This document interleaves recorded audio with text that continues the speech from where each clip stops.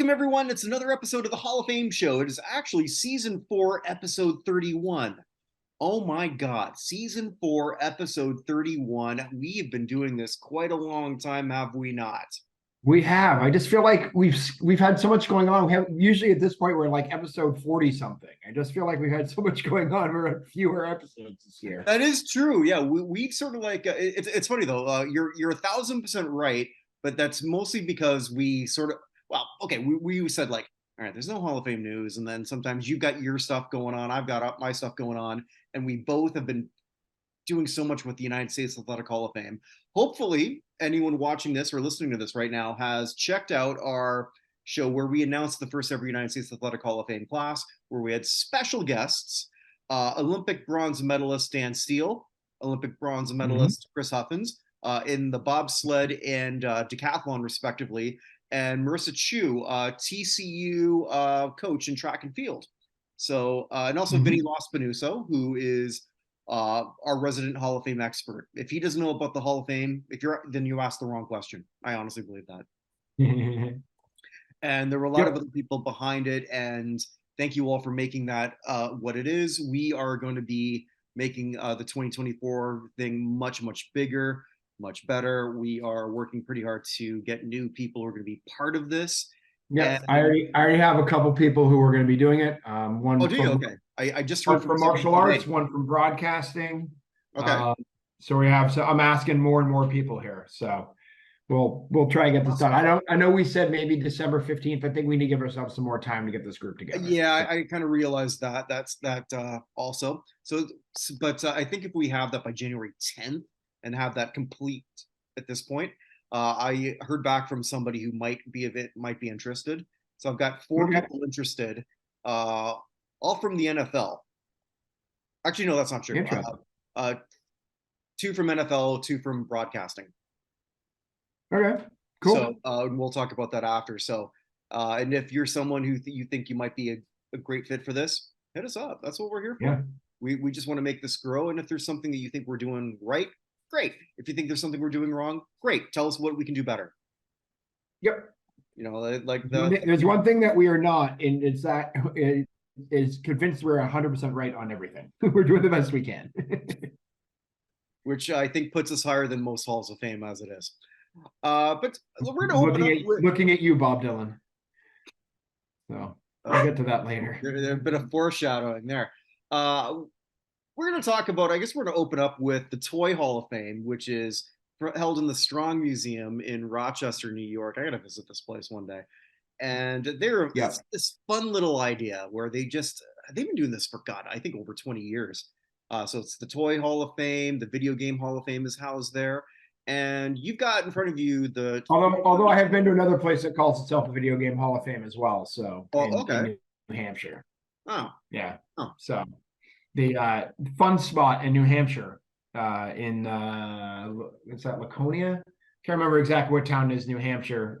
Also calls itself the Video Game Hall of Fame. So and they have a dragon named Top Snuff, which is Fun Stop backwards, who is their mascot, who defends it, violently. But I've been there many times. It's got, I don't know, 150, 200 arcade boxes plus a ton of pinball machines and all sorts of other stuff. So it's got a pretty good claim too. So anyway. Interesting. But yeah, the Toy Hall of Fame has got 4 new inductees. Some of them one's very special and near and dear to my heart. I want to get back into that one day. Once Mr. Wallet says I can. I think you can probably guess which one that is. I'll just open up with that. It's baseball cards. I was thinking it was going to be the 4th one that got added at the last minute. No, we'll get to that. Okay. No, so yeah, baseball cards. First time, as far as we know, baseball cards have been nominated. So I have all the they started doing this in 1998. So this was the 25th anniversary. I have all the other nominees for 2006 on. Plus I have 2004. I'm sorry, I have 2004, 2006, and 2009 on. I don't have records together. I've asked the Strong a couple times. They've never got back to me. But baseball cards. You're the co-founder of the United States Athletic Hall of Fame. I need to go back and do that. But this is, as far as I know, baseball cards first time being nominated, believe it or not. Mm-hmm. Yeah, I believe it because I have not seen it before. Mm-hmm. So so first time. Yeah, and then on the opposite end of the spectrum, we always say there's something that takes like 4 or 5 times to get in. Well, the number 5 was good for Cabbage Patch Kids, which is the one I was gonna joke that you're actually, going for. I no. I always found them creepy, frankly. Yeah, so Cabbage Patch Kids, their 5th nomination first since 2021. They actually, them getting in closes all the nominees for 2004, that first class I have everything from. Mm-hmm. So all the nominees from 04, which are G.I. Joe, Rocking Horse, and Scrabble getting in. And under that, Big Wheels, Cabbage Patch Kids, Candyland, Easy Bake Ovens, Fisher Price's Little People, Hot Wheels, Lionel Trains, Rubik's Cubes, and Wiffle Ball are all in now. So that's the first class we've officially closed with that one. Well, you mentioned Fisher Price because they're also in again here this year. Mm-hmm. What was it? The Corn Popper. The Corn Popper, yes. I never had one, but I remember it felt like almost every one of my friends did have one of those. Yeah, well, the thing I like about the Corn Popper more than anything else, other than the fact it got in, it was not one of the nominees. So what they did, because this is the 25th anniversary, they had a special vote of their forgotten 5 toys that people could vote for online. And so they were the Fisher Price Corn Popper, My Little Pony, Pez, the Pogo Stick, and Transformers. Mm-hmm. And out of that group, the Corn Popper ended up winning. There you go. Which is interesting. Not the oldest of the things on there. The oldest thing is the Pogo Stick, then Pez, then the Corn Popper. Mm-hmm. But yeah, Pez first started in 1927. Coming up on 100 years, started as a breath mint. But yeah, the Corn Popper got in by special online vote. You still have those, Pez? I guess so. Oh, I got a whole cabinet full right over here. The kids get them all the time. Oh, okay. Yeah, a whole cabinet full. And then, of course, Nerf, you brought up before. Nerf, yeah. Nerf's all sorts of fun. Actually, you know, which I once convinced a whole bunch of people was an acronym for non-edged resistant foam. As a did it work? And they believed it. They did, yeah. And then realized that the date was April 1st. Actually, I remember convincing somebody who was a novice in football. So, okay, I'm going to learn everything about that. Okay, so the quarterback stats come up. All right, so the first stat, that's comp at, that's the quarterback's compassion. And the second one is attitude. These are the alternate D&D stats that they use for football. They bought it. That's funny. So, yep. So baseball cards, Cabbage Patch Kids, Nerf, and Fisher Price Corn Popper. Our other nominees who did not get in: Battleship, Bingo, Bop It, Choose Your Own Adventure Books, Connect 4, the Ken Doll. This was a year for the Ken Doll, I thought. Well, you'd think that, but I mean, the patriarchy doesn't always win. That is true. The Little Tyke Cozy Coupe, which is still the world's best-selling car, Slime, and Teenage Mutant Ninja Turtles. So it's the first time up ever for Battleship, Bop It, Choose Your Own Adventure Books, Connect 4, Ken Doll, the Cozy Coupe, and Slime. 3rd time for Bingo. 4th time for TNMT. So I guess their next one up for the long time we'll finally vote them in list is going to probably be Teenage Mutant Ninja Turtle when it comes up again. So. You know, this one's got some Nerf toys. This one here. Yeah. Getting into some non-resistant foam. There you go. So we haven't done this. We didn't do this last week. So do we have a longer list for those who we've lost? We do a little bit here. Sorry, 1 second. I'm just closing this out to make sure I could serve the internet and everything for my computer, because sometimes with too many windows open, it starts to freeze. Okay, yeah. So we did. I think we only had one super duper big name this week, at least to me. But with some interesting people who passed away. Starting with Eleanor Otto, passed away at the age of 104. Who is Eleanor Otto better known as? I have no idea. I've never heard that name before. The original Rosie the Riveter. I mean, like the one in the picture we always see. Like Correct. she was the actual Oh wow. She was the actual model, the American Factory woman. She was 104 years old when she just passed away. Damn. Yep. I also passing away, another important person, civil rights era, Sarah Louise Keyes, who was in the military and was told to give up her seat in the bus about a couple years before Rosa Parks refused. Was supposed to give up her seat in a bus to a white Marine, refused, and spent 13 hours in the brig and was court-martialed over it. Why is that not more known? I'm not familiar with that. Yeah. She was actually she was about to be honored, or there's actually a bill before the Congress right now to give her the Congressional Medal of Honor. That it just didn't go through because Congress isn't doing anything, if you haven't noticed. Yeah, but she passed away at the age of 95. And also one more of those longtime folks I want to bring up.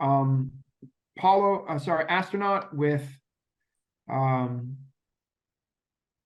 the Gemini 7 and Apollo 8 missions, Frank Borman also passed away at the age of 95. Aren't many of those original astronauts left around either? So he was in space on 2 separate occasions, but he was 95 years old. There can't be too many astronauts who went up twice in pre-1980, right? It can't be. There can't be. No. I did not look that up, but there cannot be a ton. We also lost 2 people from the all women's baseball. So Norma Berger, who played with the Springfield Sallies, passed away at the age of what does that make here? 89.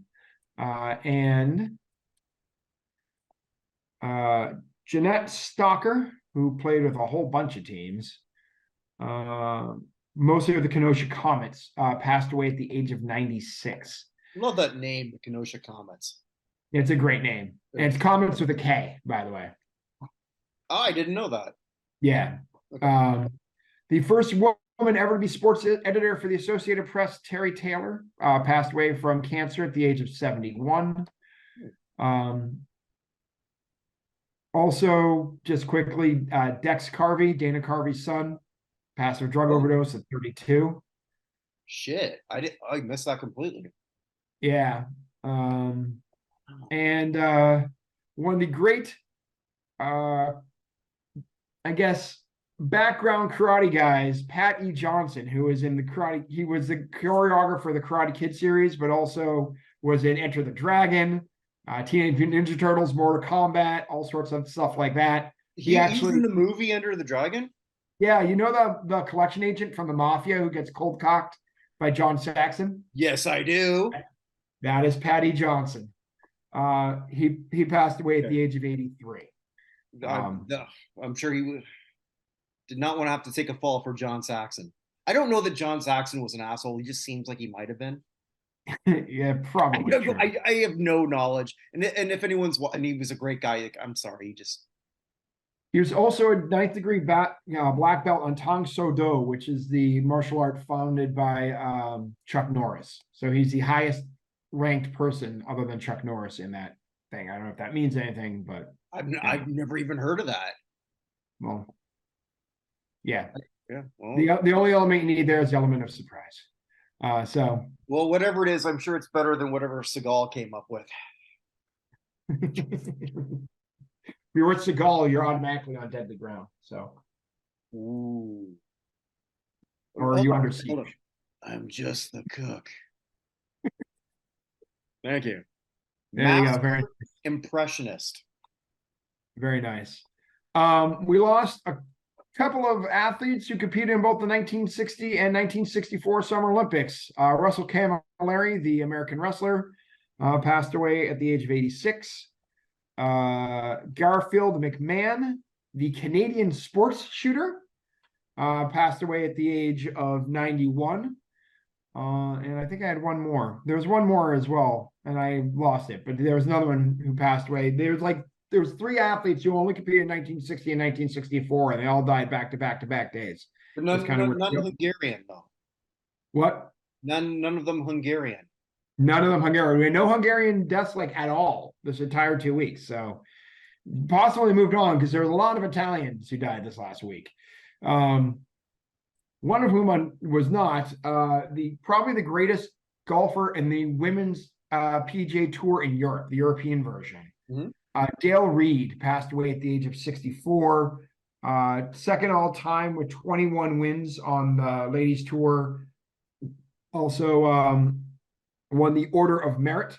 She was an OBE, but she passed away at the age of 64. Passed away from hockey. This one I kind of forgot about him. But Roman Cechmanek, the goaltender for the Philadelphia Flyers, also Dominik Hasek's backup for the national team of the Czech Republic when they won the 1998 Winter Olympic gold. He passed away at the age of 52. I don't have a reason why, but he passed away earlier this week. Yeah, I remember him. I don't want to say vividly because that's not quite true, but I do remember quite a bit of him. 1 second. I hear. Apologies to Roman Cechmanek. My dogs really remembered him really well, as you can sort of tell, and they got really excited. But yeah, there's only so far you're gonna go when you're backing up Hasek, but he had a decent career in the NHL. Yeah, more over in the Czech Republic, but a few years in the early 2000s with the Flyers. Yeah, probably the main part. I remember him very well. All right, I didn't forget one from golf. PGA golfer R.H. Sykes, who won 4 tournaments over the years, passed away at the age of 83. We lost 4 people in football, starting with Matt Ulrich, offensive guard who won a Super Bowl with the Indianapolis Colts on Super Bowl 41. He passed away at the age of 41. I don't know what happened. Also passing away, Devin Wiley. He passed away at the age of 35. He played the Chiefs, Cardinals, Steelers, Titans, Seahawks, 49ers, Rams, Raiders, and Falcons, and the Toronto Argonauts. Mostly kick returner and receiver. A lot of practice squads with those teams, but he was only 35. Also passed away, Ken Adamson, who was an AFL All-Star in 1961, playing with the Broncos. He passed away at the age of 85. I guess the biggest name who passed from football was DJ Hayden, who played mostly with the Raiders, but also the Lions and Jaguars. Spent the offseason with the Washington football team in 2021. Killed in a car crash when somebody ran a red light at 2 o'clock in the morning while wasted.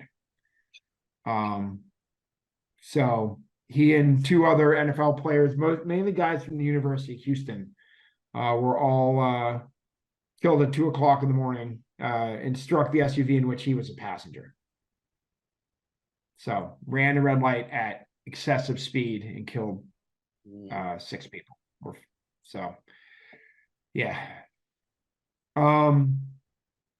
From the world of motorsports, we lost a couple of people. Kyle LeDuc, who won 7 Pro 4 class championships, 6 of which came in the Lucas Oil Off-Road Racing Series. He had over 100 career wins. He died of head and neck cancer. He was 42. I don't even know what that is. Something I don't think I want to catch is the answer to that question. Yeah, I suppose. Also passing away, so important that Bernie Sanders actually tweeted about it. Okay. Ken Squire passed away, the Hall of Fame announcer for NASCAR.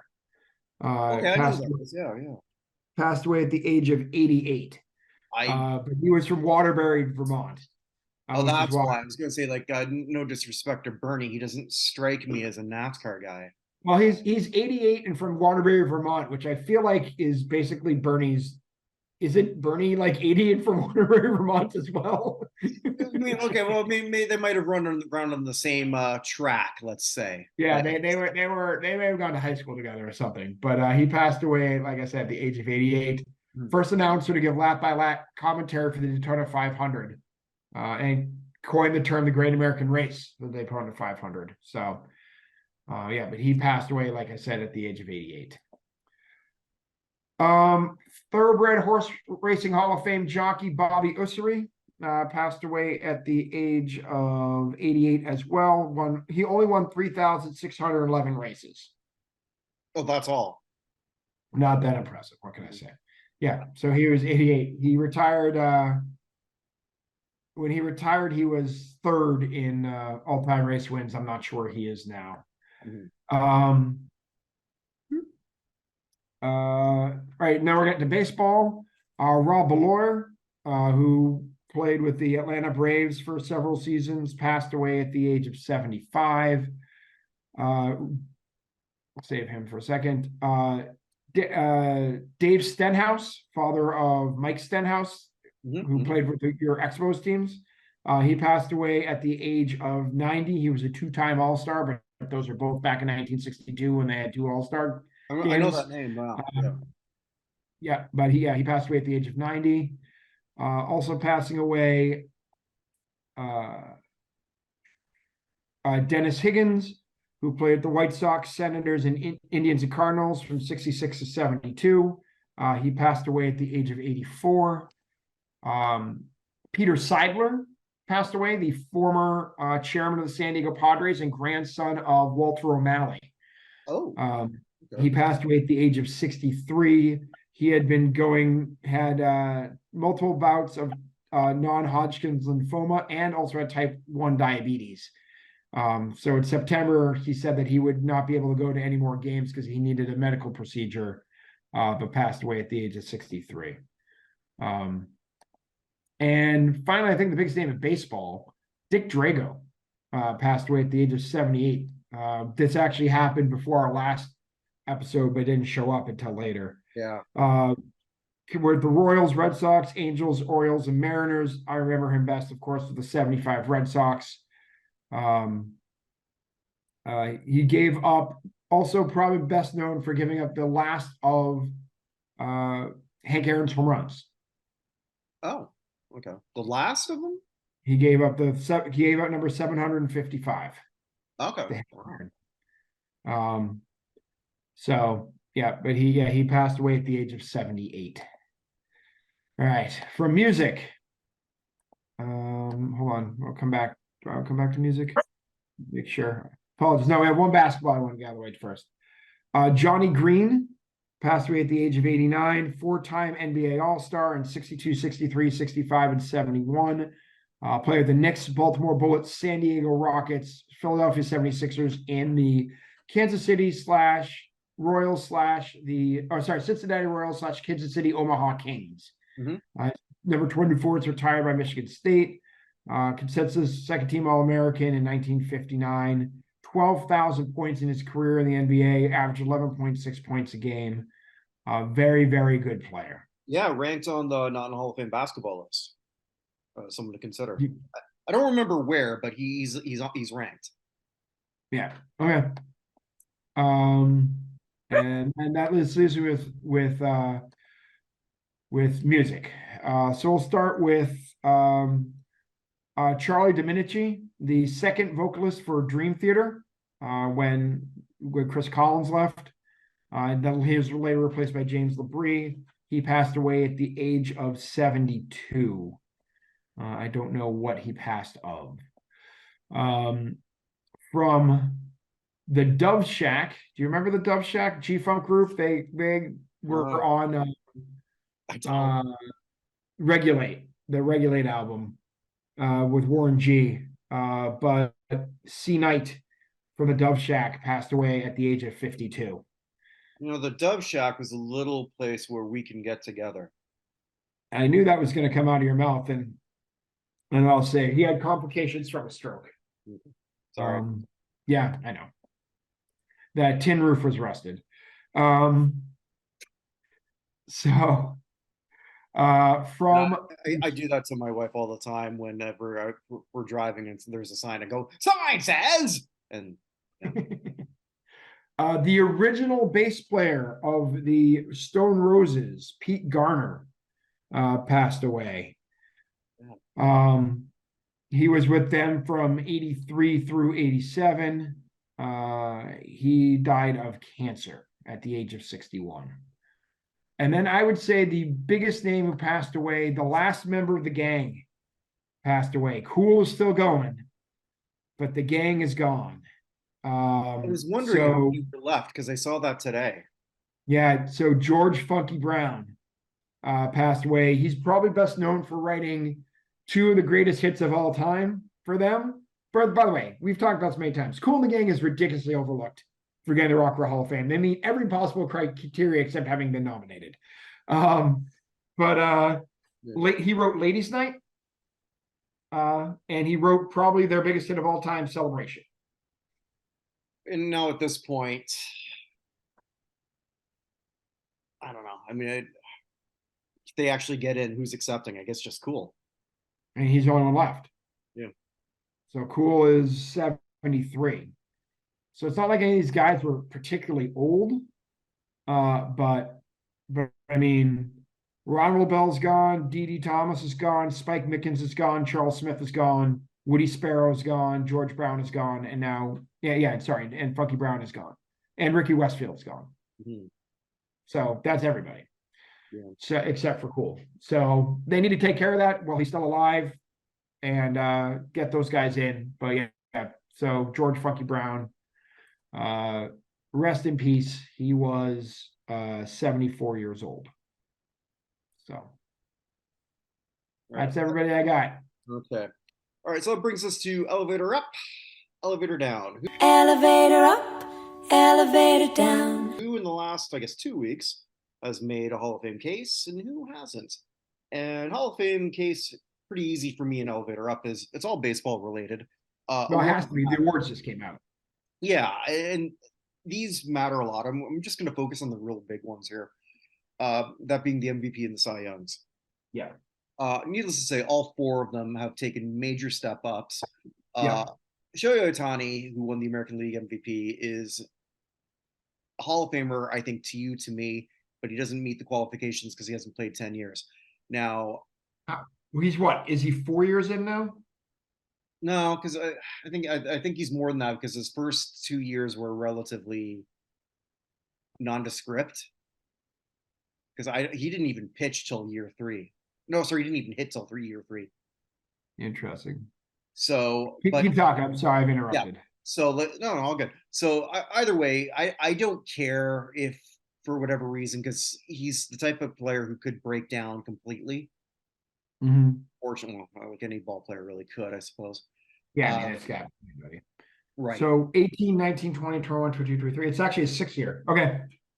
So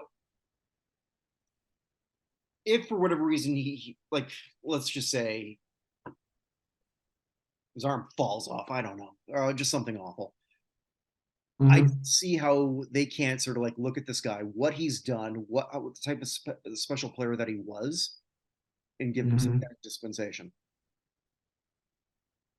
Yeah, I mean, you'd think so, but they are notorious for, unless you die, they're notorious for not doing it. Even if you die, it didn't help Thurman Munson. So, like, you just... Right. But Munson is no Shohei. Oh, I know, I get that. My point is, Josh Hamilton didn't even make a ballot because he only had 9 years because of stuff, and he was an MVP. But Josh Hamilton also sabotaged his early career. I'm not arguing that. My point is that's the guy who was an MVP, and they still didn't make a. And I understand that. Having said that, obviously that's a huge thing. 2 MVPs. It's hard to keep anyone out. Ronald Acuna, who was also the Major League Player of the Year and should have been, which is great. Yes, he's ridiculous. That dude is like, I watched very little baseball, but ever I saw that Ronald Acuna was on the screen, I stopped to watch. Absolutely. He's incredibly fun to watch play baseball. And if only baseball had a commissioner that would want him to be front and center. If only. If only. If only. So like these are two real special players. We're not looking.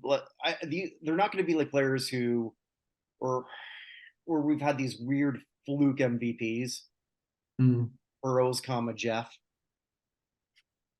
Yeah. Comes to mind that like made no sense. Or actually, an Hall of Famer, Willie Stargell is probably the worst MVP of all time. Check it out, kids. I'm 1979. It makes no sense. Mm. That's neither here nor there. Garrett Cole, who's been the top 5 players for a long time, in pitchers rather, is finally a Cy Young winner. This is huge for him. Yeah, is he greasing up the ball? Yes. Does baseball care? No. Do the writers care? Probably not. Mm-hmm. But now here, the most interesting one for me is Blake Snell, who now joins agree with that. A very interesting category. Let me bring this up here. One of the few players to win the Cy Young in both leagues. So let's just play the Sesame Street game because that's going to come up a little bit later in Elevator Down. Believe it or not. I've intrigued you, haven't I? Yeah. One of these names is not like the other. One of these names just doesn't belong. So he joins a club of Gaylord Perry, Pedro Martinez, Randy Johnson, Roger Clemens, Roy Halladay, and Max Scherzer. Blake Snell, his 2 Cy Young winning years are the only 2 years that he's ever received Cy Young votes.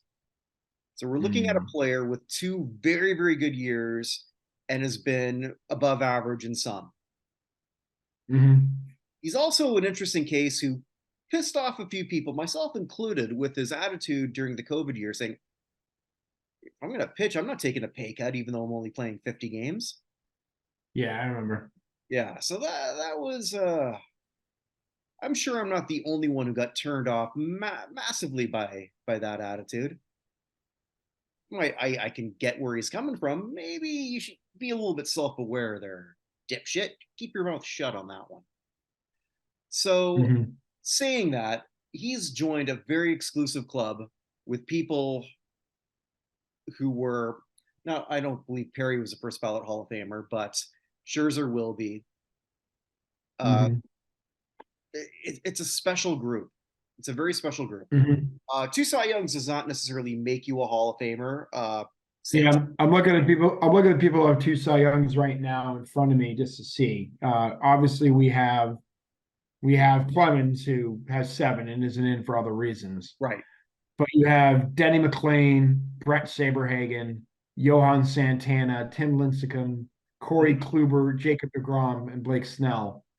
I don't think Kluber deGrom, or maybe deGrom gets in. I don't think Kluber ever will. I don't I'm with you on that one. I think you said, I'm pretty sure it was you who said deGrom could become the first starting pitcher to make the Hall of Fame without 100 wins. Yeah, he's going to be real close. Yeah, but deGrom we knew was that special. Kluber and Snell are their aces. I don't think anyone's going to argue that. But I've got them below Lincecum at his peak. I've got them below Santana at his peak. Yeah, I mean certainly below Santana. So it's Snell's 30. Now, what would he have to do here? Well, I mean, Jacob deGrom's 35, and he just won a World Series, so I guess that helps. Yeah, I guess so. You kind of forget that, don't you? I did. Yeah. So he's, by the way, deGrom is 84 and 57 in his career. But what would Kluber have to do? Or what would Snell have to do? Get Cy Young votes in 2 to 3 more seasons. Be a top 5 guy in 2 to 3 more seasons. If he does that, if you have 2 and you're like, I'll say top 5 in 2 seasons and top 10 in another, that may be enough, if you know what I mean. It could be. It could be. I mean, like, I think out of the big awards, I feel like Saberhagen was better too. What's that? I watched Saberhagen. I feel like Saberhagen was better than Snell too. I watched a lot of Saberhagen back in the day. But yeah, Snell is like, I forgot he even won that other Cy Young. Yeah, I know. And it wasn't all that long ago. I forgot about it completely. And that's in our division. Because, for those unaware, I'm a Jays fan, you're a Red Sox fan. And that's Yeah, and that's going to come up here in a second too. The Boston Toronto thing. So there you go. So those are my obvious elevator ups. My elevator down is a story you may not be aware of, and someone who I don't think was ever really considered for the Rock Hall. But she fits a category. I mentioned Sesame Street. Do you remember a First Nations lady who used to appear on that, who's a folk singer? Not particularly. I remember when Feist was on. Okay, clearly you have kids and I do not, because I would 1, 2, 3, 4 monsters dancing across the floor. Anyway, continue. The lady in question is named Buffy Sainte Marie. Oh yeah, I've heard of Buffy Sainte Marie. All right, now she is an iconic figure in Canada. And apologies to the people in the United States. She's not nearly as big a deal there, but she did very, very well for herself here, to the point where she was just put on a stamp last year. She's a member of the Order of Canada, which is I guess our version of I'm going to assume the OBE.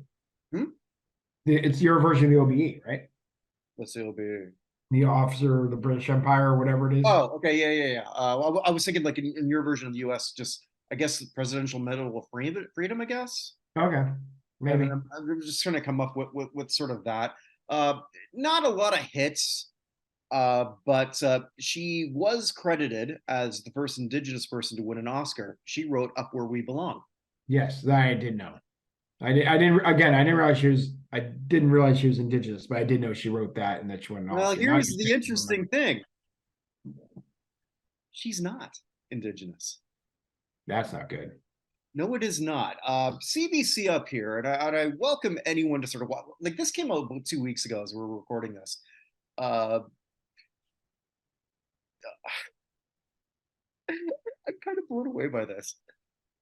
This came out, and then when I first heard it, it's like, come on, I just didn't believe it.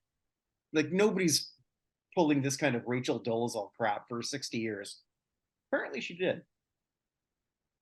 There's this great thing from CBC on the Fifth Estate, and just to put it in more of that perspective, she was on CBC I don't know how many times.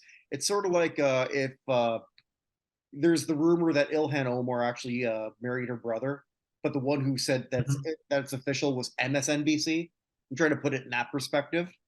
Got it. Yeah. So for CBC to sort of be the one to sort of come out with this, it's sort of mind-boggling. Now, her claim was that she was born in Saskatchewan and was part of a swoop of or scoop of people who were taken and to try and assimilate. Now, the Canadian culture for this is awful. No one should. I'm not defending it because I can't. Saying that, she wasn't part of that, as they sort of found her birth certificate and everything. Also, too, they didn't find it, but then the internet sleuths, once this came out, looked at her son's Facebook post, which pretty much corroborated the whole thing from 3 years ago. Buffy is half white, half Italian. Yeah, and from Massachusetts. Yes. Apparently. Yes. Not just Massachusetts, Stoneham, Massachusetts. That's the town next door to me from when I grew up. Stoneham, my wife and I laugh at it all the time because they had an ad on Route 93 that basically translated to Stoneham. It's been here a long time. Like, that's an effort to try and get you to go there. Stoneham, of course, is also the historical birthplace of the most famous person ever to be tire ironed in the shin before a skating competition. Oh, okay. And who I took figure skating lessons with as the only boy. She had half the ice, I had the other half with all the little girls. Well, it's also the home of Canada's most famous fake Indian. Wow. So I don't know if she was ever going to be considered for the Rock Hall. again, there's certain Probably boxes that are not. checked. Probably not. But we're talking about a woman who made up something for 60 years. 60 years. I'm old as shit. And she's had this lie going on for longer, like 10 years longer than I've been alive.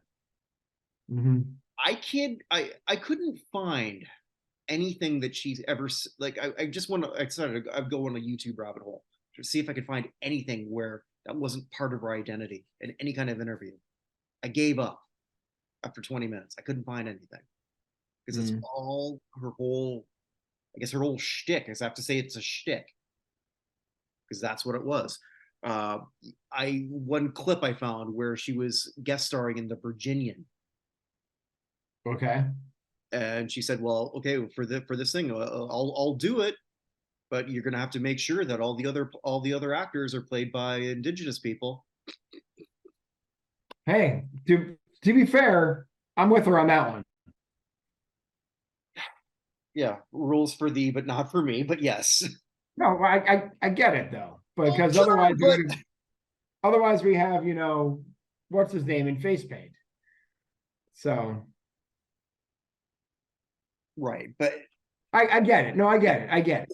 But yeah, the whole thing is just like even just up until last year, CBC, or no, not CBC, PBS did this whole thing, and that's what sort of set off somebody, an Indigenous lady out of Oregon, who said, "Wait a minute," as she's watching that, this sounds like every other. As they called it, I'd never even heard this term before, pretendian.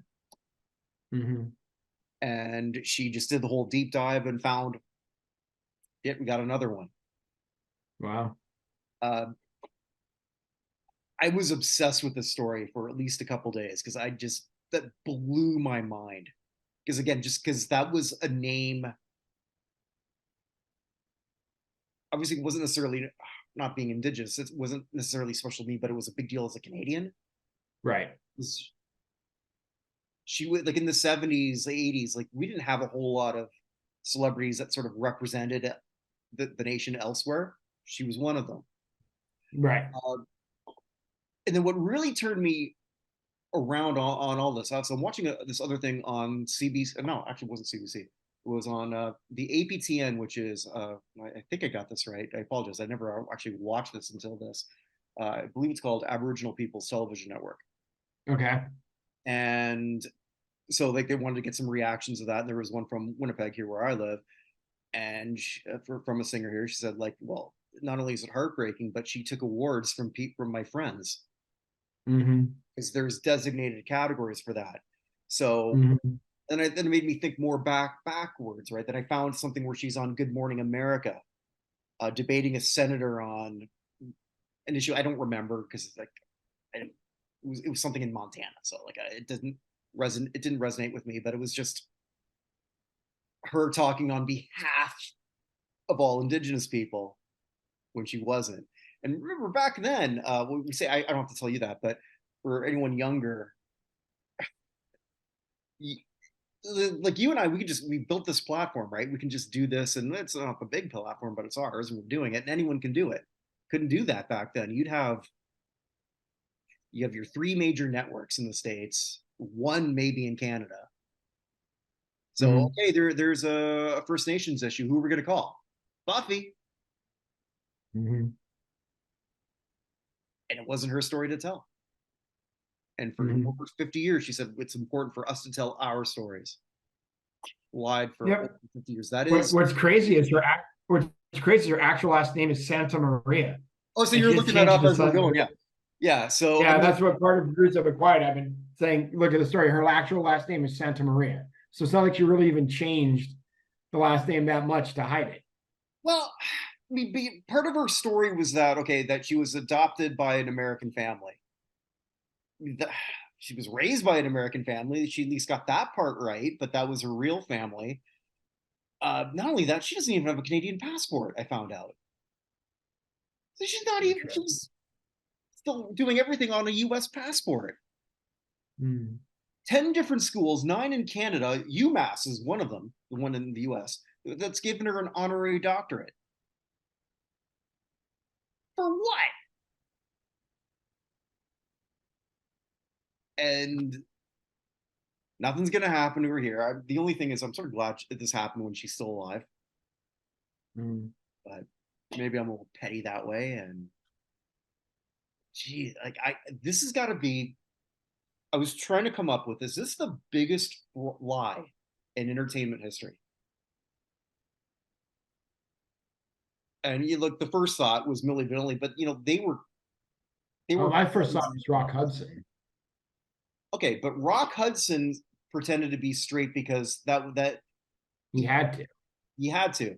Buffy St. Marie could have just been a white ally, or she just could have said like, I suppose that's true. Like she didn't have to make it her complete. I'd have to think of if that's the biggest one ever, but it's up there. Rock Hudson came to my mind too, and others, but I mean, like that was something where. Okay, so Buffy took that on when it wasn't exactly. There wasn't a whole lot of opportunities for you. First Nations, right? She fell into something, ran with it, because she had a unique look that probably a lot of people thought she was.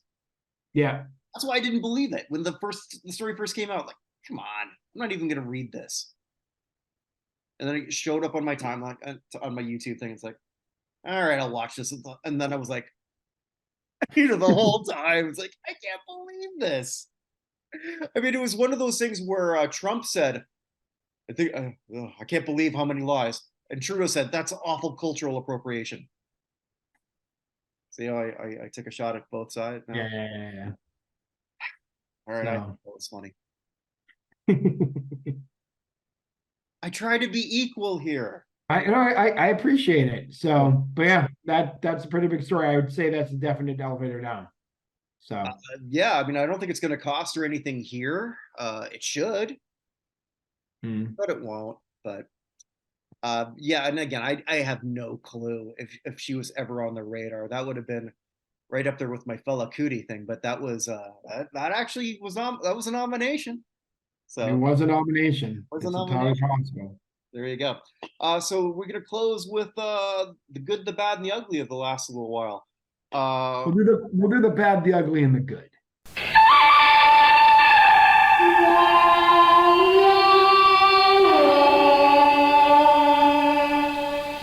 Okay. Oh, is one of them Saudi Arabia that you predicted? No, I do want to take credit for that though. And yeah, just do that because I think. All right, so that was what, a month ago, whatever it was. So I predicted. So for those who don't know, soccer, I'm the soccer person here, just like you're the women's basketball person. But I'm the soccer one of us greatly. As you can see, my son had his birthday was last month. We have to take all the decorations down. They're kind of falling. We have the Uruguay and Mexico flag above. We got Denmark, Ghana, United States is right there. Canada's right up over there. But these are all the countries qualified for the World Cup.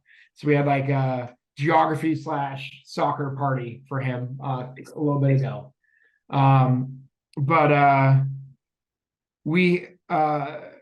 the World Cup in 2026 is in the US, Mexico, and Canada. And they were having bidding for the 2030 World Cup. So 2030, there was a bid from South America. There's a joint bid from Europe, which was real interesting. I thought it had a very good chance of winning, which it did, which was Portugal, Spain, and Morocco. Good it happened for a couple reasons. One, Morocco's recent success, Spain and Portugal's history, and those countries haven't always necessarily gotten along. See Ceuta and Melilla as part of that, right? But they're working together. It's great to see the World Cup back in Africa in some capacity, especially with a country that's been good. And yeah, exactly. I thought that bid was going to win, but they did that. And then they had a sneaky one where, because Uruguay, Paraguay, and Argentina had a bid together, and they gave each of them sort of like a couple of games as part of this World Cup for reasons that seemed very, very strange. Until you remember one thing. No continent can have World Cups if you have one. So North America's officially eliminated for the next 2 cycles, right? You can't have one there again. But by doing it this way, they've taken out Europe, Africa, and South America. So unless you're going to have one in New Zealand, that only left Asia. And I was like, well, if that's going to happen, the only reason that's happening is what country is going to get the next World Cup? The country that's buying everything else out, Saudi Arabia.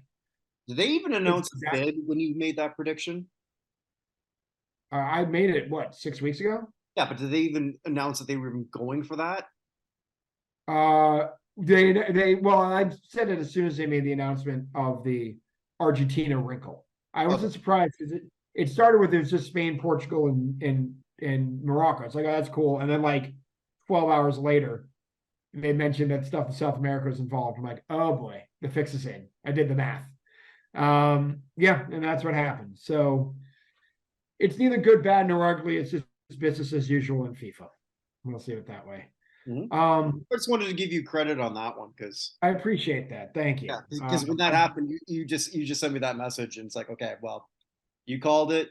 We can document you called it. I didn't see anyone else calling it. You think John Oliver? I should have come out with it. But yeah, there's clear the fix was in to me. Yeah. Also, with the fix being in, which we're not going to talk about this week because I want to see what happened. Everton got docked 10 points today for financial irregularities off of basically one complaint, whereas City has 115 and Chelsea's got 60 something and no decisions have been made. So I'm going to leave that for now. I want to mention it quickly. I'm going to leave that for now as something to watch in this space for the future. We'll be watching. We're going to start with the bad. And I'm going to start with Charissa Thompson as the bad. It's never good to undermine your entire job and everyone else who doesn't. So Charissa Thompson came out and admitted that she fabricates some sideline reports if she can't get people to talk to her. And there are a lot of people who work their butts off on the sidelines. It's not an easy job. You're down there. Particularly football, you got to be there and dodge stuff and all sorts of things. You have to be on your toes while starting to write your story and everything else. And there are a lot of people who are really pissed off about this. It's just a bad look. She's apologized now after she said it. And she was just doing it to just be it was on a podcast. It was just kind of she wanted them to like her. There was no real reason for it. She just came out with it out of nowhere. So no one was she wasn't even cornered when she admitted this? From what I didn't, I'll be honest, I didn't hear everything that came up to it. She was on the Part of My Take podcast. Mm-hmm. But her quote was, I haven't been fired for saying it, but I'll say it again. I make up the report sometimes because A, the coach would come out at halftime or it's too late. And I was I didn't want to screw up the report. So I was I'm just going to make it up. And then no coaches get mad if I say, hey, we need to stop hurting ourselves. We need to be better on third down. We need to stop turning the ball over and do a better job getting off the field. They're not going to correct me on that. So I'm it's fine. I'll just make up the report.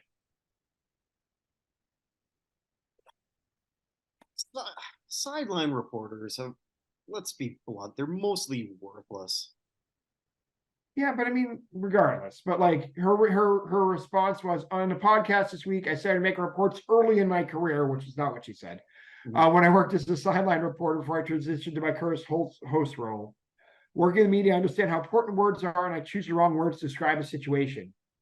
You tell me what wrong words she used. Well, where is the ambiguity in that? Say that again. She said that she's important. Understand how important words are, and she chose the wrong words to describe the situation.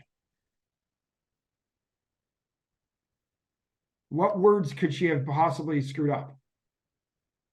It was pretty explicit on that, and she repeated herself on multiple times.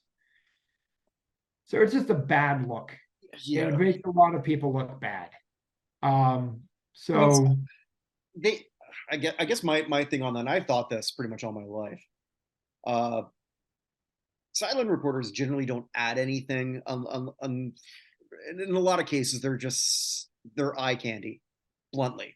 Now you can I think you should have one on each side, and if there's something that they're learning that's going to be valuable to the commentary team, you find a way to sort of get that up to them.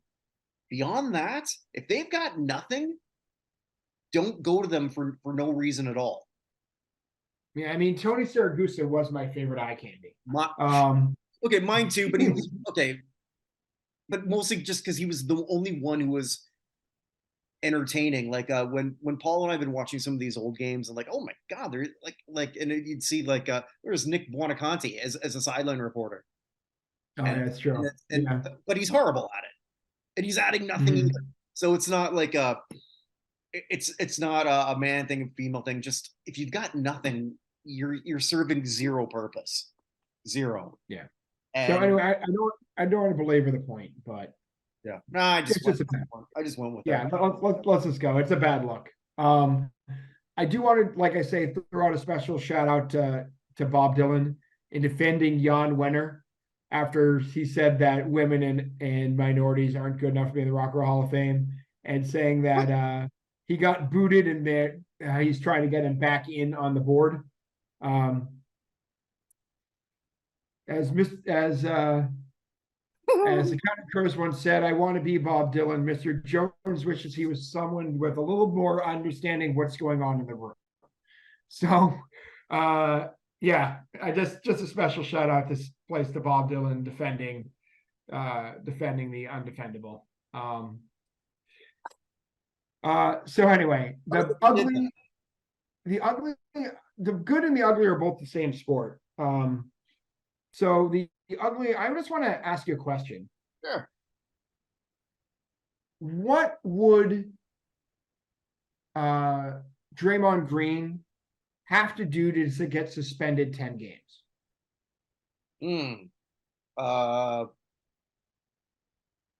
Let's see. I think take someone's head off, but not literally take someone's head off, as David Cross did a whole bit. Actually, take someone's head off, because we're talking about commentators. It's like, well, he literally took his head off on that play, but his head's still on. So here's my question for you. And I heard this, to be fair, I heard this first on the mismatch with Kevin, with O'Connor and whatever his name on the Ringer. Mm-hmm. If the roles were reversed and Rudy Gobert was choking Draymond Green, how many games would Gobert have gotten? That's a good question. I can tell you the answer. The answer is 5. Probably, yeah. Even though Gobert doesn't necessarily, he's got other labels on him, but yes. Gobert has other labels on him, but Gobert has not been consistently suspended for stuff as Draymond. Draymond's one of the dirtiest players in the league. I wish he played in the 80s just so Bill Laimbeer could kick his ass. So that would be Charles Oakley, because that would be more fun. He's a fake tough guy. He's so fake of a tough guy. And well, he's a tough guy now. He's a tough guy in this era. You're right. He's a tough guy in which there are no consequences for anything.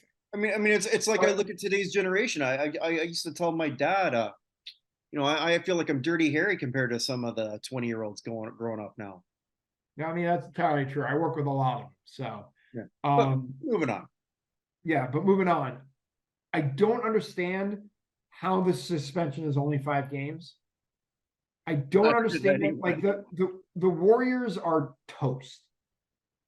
That team is done. I'm sorry. Steph Curry is freaking amazing. Do you know how many players other than Steph Curry have scored 20 points this season? How many times has one of his teammates has scored at least 20 points? I've been watching. Like, I don't think Clay's not doing much. One. Is it even Clay? No, it's I can't remember his name. The guy from Europe whose name I can't remember, who's in the first game of the season scored 20 points. I can't think of his name. But like it's all on Steph. Yeah. The rest of that team is done. Klay Thompson is cooked. Oh, absolutely. He is absolutely cooked. The Warriors would be nuts to sign him to anything more than like what the Celtics signed Horford to, right? Just like nowhere near a max contract, nowhere near anything. And if he wants anything more than that, well, it's been nice to know you. We'll see it for your statue being installed outside the stadium, right? But like that team is cooked, and Draymond Green is he has to go. He has to be sent a lesson. 5 games is nothing for choke holding someone from absolutely behind, dragging him out. And by the way, Warriors fans, Gobert wasn't choking anybody first. They're like Zach Bruder filming it frame by frame, trying to justify this. The announcers on this stuff were freaking making Clay out to be an innocent victim when he has a McDaniel's shirt and it's like flipping around. McDaniel's goes back at him because Clay has his shirt. And like, what's McDaniel's thinking there going after Clay? He wasn't. He was backing up with someone grabbing his shirt. Like, I don't hate the Warriors. I just don't. I know the Celtics lost them and Draymond got away with just running people over that entire series, right? With no fouls being called. I get that. But I don't hate the Warriors. But come on. There has to be more than this for a guy who, like, I guess he didn't throw a punch. But if he threw a punch, what's Draymond's thing? 10 games? Yeah, is it like, what does he have to do to actually get a suspension greater than anybody else would get? I don't even know the answer. He gets away with everything, and it's really freaking bad for the league. Also, by the way, the referees have been terrible this whole season. I just want to point that out. I would agree with that. So anyway, the technical foul on Giannis the other day was insane. So anyway, that's my. It's also basketball. What might that be? You didn't tell me ahead of time. I did not. Yeah. It can't be the play-in tournament. Or not play-in tournament. This I love the in-league tournament, but I think it's a combination of. Hold on. I think it's a combination of that and the players not being able to sit. Okay, that makes sense. So one of the problems basketball has always had is, what's the start of the season? The answer is Christmas, normally in the NBA. Yep. Right? We have huge matchups on Christmas every single year. You got the 5 games. It's a whole day of basketball from beginning to end. It's usually a great day, and it's the first day most people start caring, right? Yeah, I would agree. They came up with this in-season tournament, which I know you don't necessarily care about, but the Celtics-Raptors game tonight was fantastic. The Celtics destroyed the Raptors earlier this week.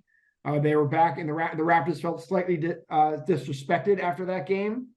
And they came and they played their asses off. Celtics did not play well tonight and had to drag out a 3-point win. But teams are giving a shit. And the top players are not sitting unless they're actually injured. The other night, Jaylen Brown and Porzingis sat out for the Celtics, both their first game. Brown was actually sick, and Porzingis had like a real bad knee bruise that it made it hard for him to mend his knee. And he sat one game and he was back the next game, right? Huh? Like the Celtics don't miss many games, but like Durant has played every game.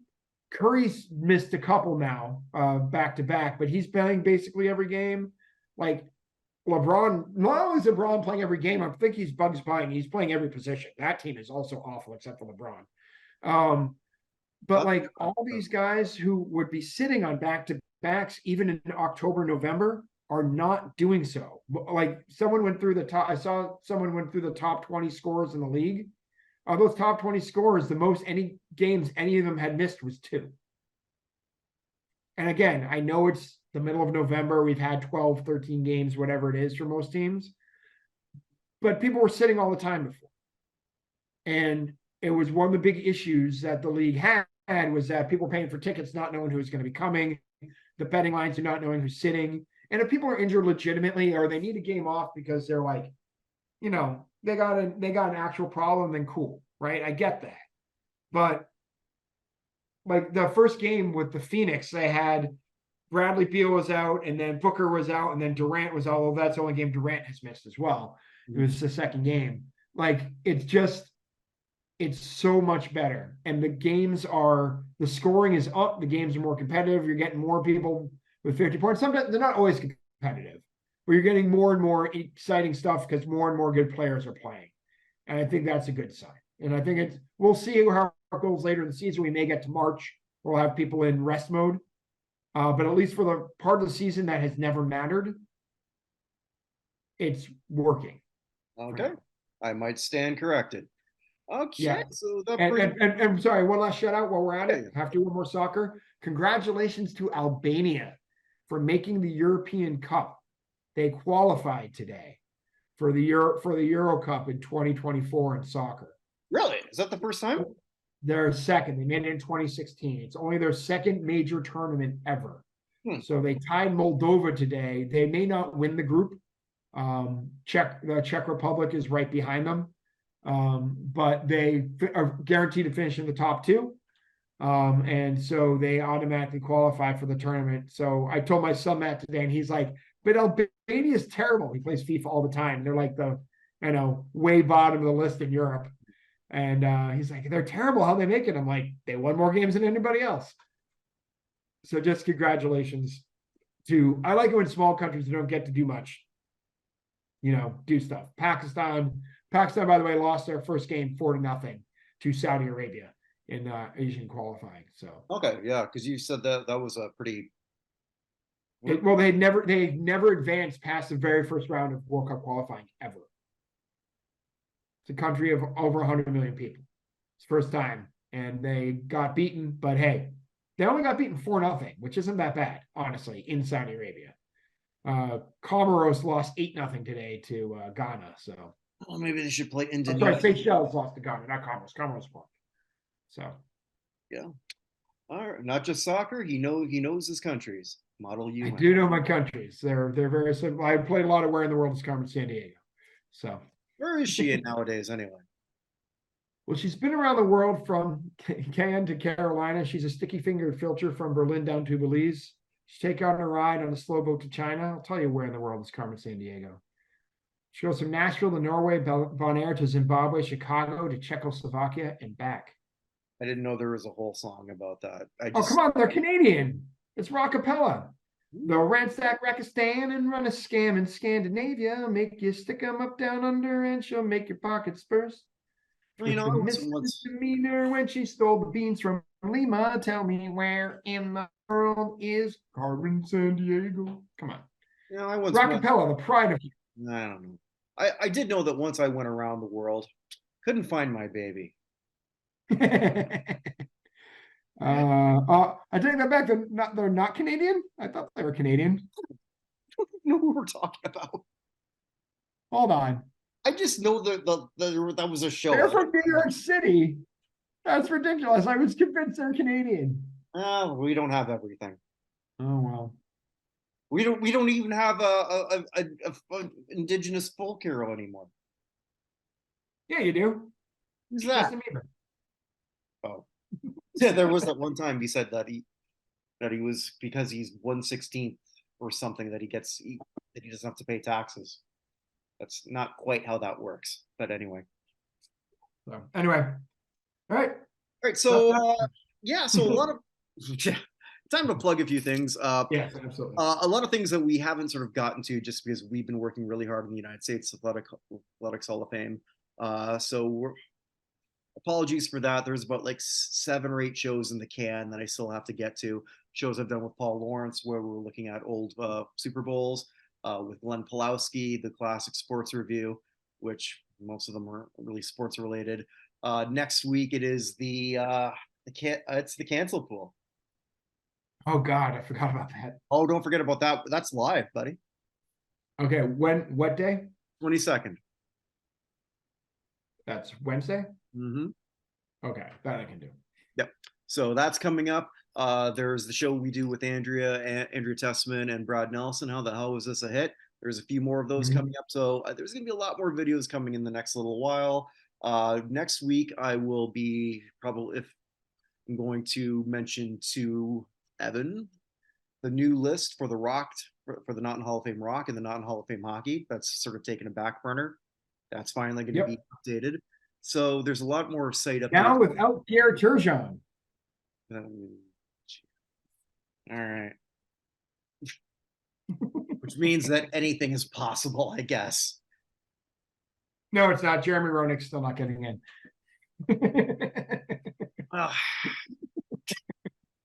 Oh, there'll be some politics on the next one because I kind of have to go there. Yeah, I know. Yeah. So. But anywho, with that, wherever you are, wherever you may be, make it a great day. Ain't coming again. All right. Take care, everybody.